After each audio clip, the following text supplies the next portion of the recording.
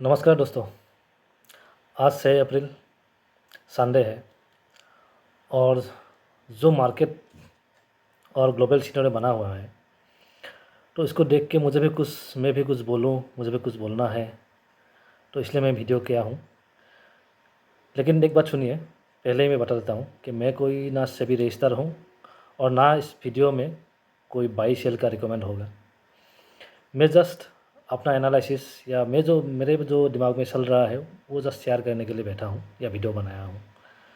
तो बने रहिएगा मेरे साथ, कुछ कुछ बात करेंगे जो मन में आ रही है, दिमाग में आ रहा है, और आप लोगों का सपोर्ट अवश्य ज़रूरी है। तो बने रहिए मेरे साथ। तो welcome to my channel F1 traders. I am Dhruv Jyoti. तो ग्लोबल मार्केट का हाल आपने देखा होगा। ग्लोबल मार्केट किस पोजीशन में है अभी। गिफ्ट निफ्टी तो शो कर रहा है -600। डाउ फ्यूचर्स भी 2200-2300 माइनस पे है। नेस्डक भी 1200 माइनस पे है। डाउ वही 2200, S&P 300, निकेई 1000, हैंगसेंग 350, डेक्स जो है वो भी 1100।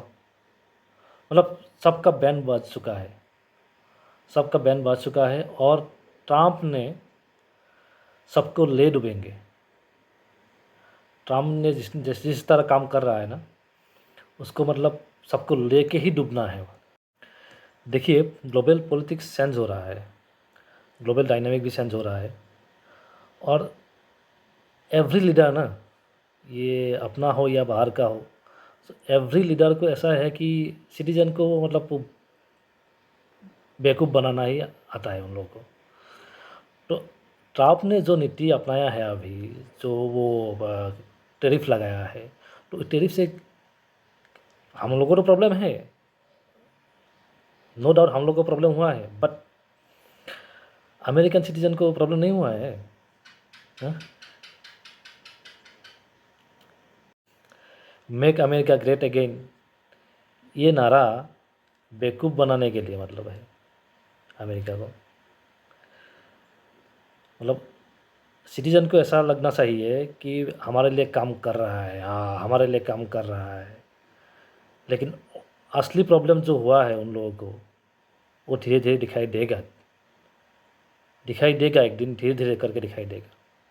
ये जो टैरिफ लगाया है 34%, चाइना के ऊपर, इंडिया के ऊपर 26%, तो 100 का माल अभी 126 हो गया। हाँ? तो 126 रुपया उनको 26 रुपया एक्स्ट्रा देना पड़ रहा है उसको, सिटीजन को। तो गवर्नमेंट को तो टैक्स मिल रहा है, गवर्नमेंट मतलब गवर्नमेंट को रेवेन्यू आ रहा है, लेकिन पैसा किसके जेब से जा रहा है? सिटीजन की तरफ से जा रहा है। और हम लोग जो एक्सपोर्ट करते थे, उसमें भी घाटा होगा। घाटा होने से हमारे इधर क्या होगा? कंपनी लॉस में आएगा। कंपनी लॉस में आएगा तो क्या होगा?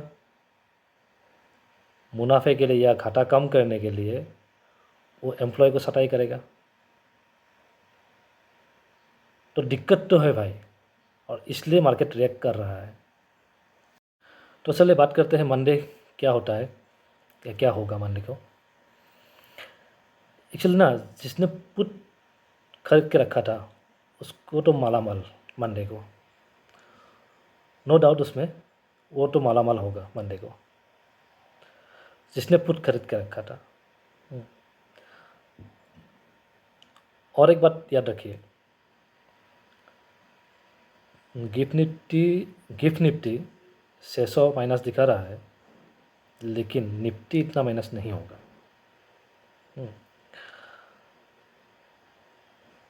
22,500 तक जा सकता है। लेवल नोट करके रखिएगा, माइंड कीजिएगा। 22,500 तक जा सकता है। उसके तुरंत ही वो एक शार्प मूव देगा आप सब में। और कल मुझे लगता है 22,500 ही लास्ट होगा, बॉटम जो होगा 22,500 ही लास्ट होगा कल। लेकिन ये जो आ रहा है हफ्ता, कमिंग हफ्ता, कमिंग हफ्ते में 22,300 तक जा सकता है। उससे तो नीचे मेरे हिसाब से नहीं जाना चाहिए, क्योंकि प्रॉब्लम सबको है, लेकिन इतना भी इंडिया के हिसाब से मतलब टैरिफ पे प्रॉब्लम है। बाकी अदर साइड में इंडिया का इतना कभी कोई बुरा न्यूज़ नहीं है, ख़राब न्यूज़ नहीं है अभी तक। सब कुछ ठीक ठाक ही चल रहा है। जीडीपी भी ज़्यादा आया है, फिर जीएसटी भी बढ़ के आया है, तो सब कुछ ठीक ही लग रहा है एक्सेप्ट टैरिफ। तो मेरे हिसाब से 22,300 इस हफ्ते की लास्ट नीचे तक जा सकता है, बाकी इसके ऊपर ही दिखाई देगा। और निफ्टी का बॉटम 22,300 है, ये मैं नहीं कर रहा हूँ, या बॉटम कब होगा क्या है वो बोलना मुश्किल है। जस्ट मैं मेरा व्यू बोल रहा हूँ। और धीरे धीरे सामान्य होगा, क्योंकि आज तो देखा होगा आपने न्यूज़ वगैरह में कि ट्रम्प की नीतियों के खिलाफ लोग सड़कों पे आया हुआ है अमेरिका में। तो वो जो प्रॉब्लम फेस कर रहा है उसको उन लोगों को मालूम धीरे धीरे हो रहा है, और ये ट्रम्प को भी धीरे धीरे मालूम चलेगा।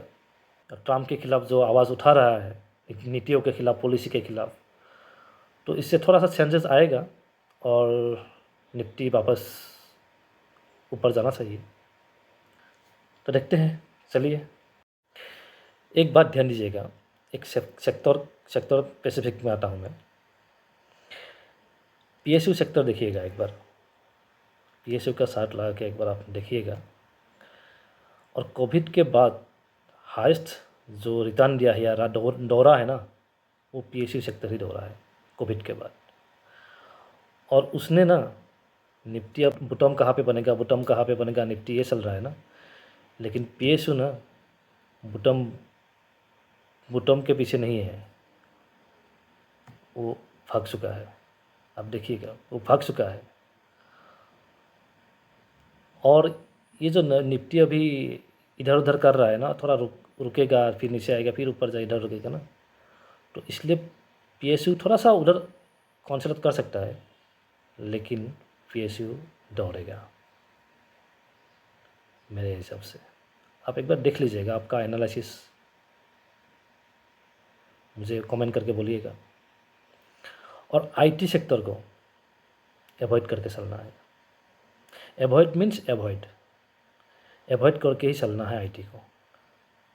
जब तक ट्रम्प है तब तक आईटी नहीं होगा मेरे हिसाब से। और एफएमसीजी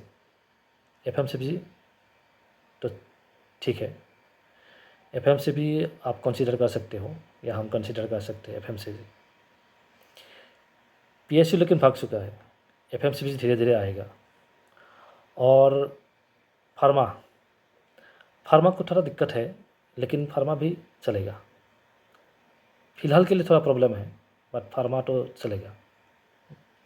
और एक स्टॉक बोल रहा हूँ मैं आपको, I am not suggesting, it's my analysis and you also do the analysis.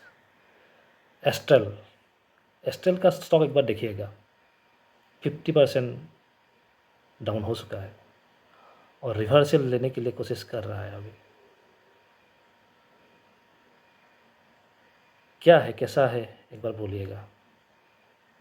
अगर मेरी एनालिसिस आपको अच्छा लगा हो, कुछ बात अच्छा लगा हो, तो प्लीज़ लाइक कीजिएगा, वीडियो को शेयर कीजिएगा और चैनल को ज़रूर सब्सक्राइब कीजिए। ऐसे नया नया चीज़ ना, या स्टॉक हो या सेक्टर हो या कोई भी हो जो आप लोगों के साथ शेयर करना चाहिए, मैं ज़रूर आपके साथ शेयर करूँगा। थैंक यू, मिलते हैं अगले वीडियो में। तब तक के लिए बाय।